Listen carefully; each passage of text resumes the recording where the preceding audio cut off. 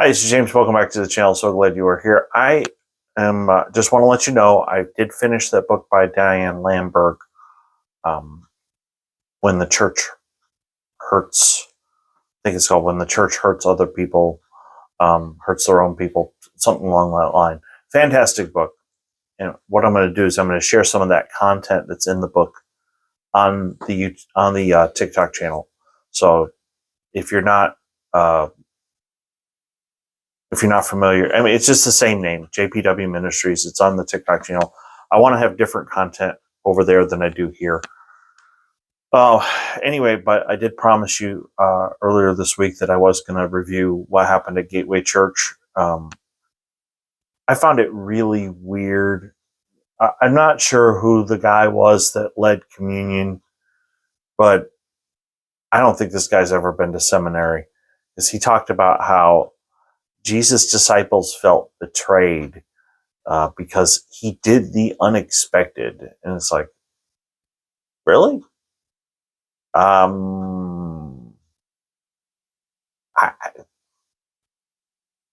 The disciples weren't betrayed by Jesus. The disciples betrayed Jesus. They're the ones that when Jesus got arrested, they took off running. Okay. So I don't know where he was going with that, but you could have said that the disciples were surprised. You could have said that they didn't understand what was happening until, of course, afterwards, when Jesus rose from the dead and he spent 40 days with them. But it's just, this is what happens when people try to find new ways of explaining things in the Bible. It just doesn't work. Now, what does work, and I've gotten some weird comments on here about, oh, is Gateway, are they going to get rid of their false teaching? And it's like, they have. Okay. Gateway Church is going mainstream. Gateway Church is trying to be more like, like Max Lucado's church down in San Antonio. My mind just blanked. Life Church in Oklahoma and in Texas. And, Craig Groeschel, really, after everything that happened at Willow Creek, I think Craig Groeschel and the folks at Stephen Furtick and his church, I think they've really kind of taken over as far as the leadership within the evangelical churches. But yeah, that's what Gateway Church is trying to be like. They're not trying to be like Kenneth Copeland anymore. They're not trying to be like the Word of Faith churches. They're not. Max Lucado did this sermon called Between Offered Prayer and Answered Prayer. And he said that when there's answered prayer, it's great, but between offered prayer and answered prayer, you're not sure what's going to happen. And he gave the story of the father who went to Cana. He offered prayer, then he walked to Capernaum, and he wanted Jesus to come back with him to pray over his daughter and to heal her. And Jesus just says, she's healed. You don't have to. And I think Pastor Max did a great job. He put the map up on the screen. And the cool thing was the royal official was there to get Jesus to come to Capernaum. And when he went back to his home, he discovered that his daughter was healed at the very moment that Jesus said, your daughter is healed. And then, but Max made the point that What if I make the 20-mile hike and I go home and my son isn't healed? Is it son or daughter? I don't remember. It's early in the morning. And then he said, what voice is dominating your thoughts? And essentially what Max Lucado said was, heed the voice of Christ and move in the direction of answered prayer. So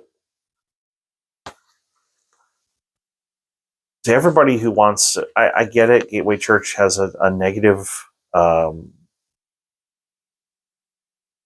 lot of people think very negatively about Gateway Church, but they're making changes.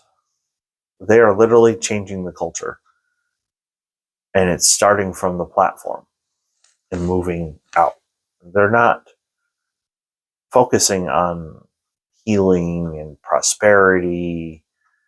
He's simply focusing on Jesus. And that's what all Christians should do. The focus should be on Jesus. Now, does Jesus heal people? Yes. And are we called to pray for people when they're sick? Absolutely. But we trust God no matter what happens. Are we called to be generous? Yes, we are. But the church needs to be more open and transparent about the way the money is spent.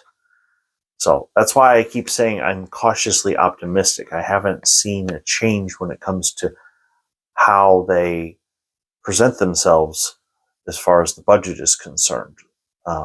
I've been to churches that had Wednesday night meetings and they literally put up on the screen numbers. This is how much money came in and this is how we spent it. And that, to me, that's the way it should be. So, will Gateway ever get to that point? We don't know. Because a lot of it has to do with ultimately who's going to be a part of that team of senior pastors. I honestly think that Joachim Lundquist hit it on the head, that there's going to be three. You'll have a senior pastor, an executive pastor, and an assistant pastor. And that'll be your pastoral staff.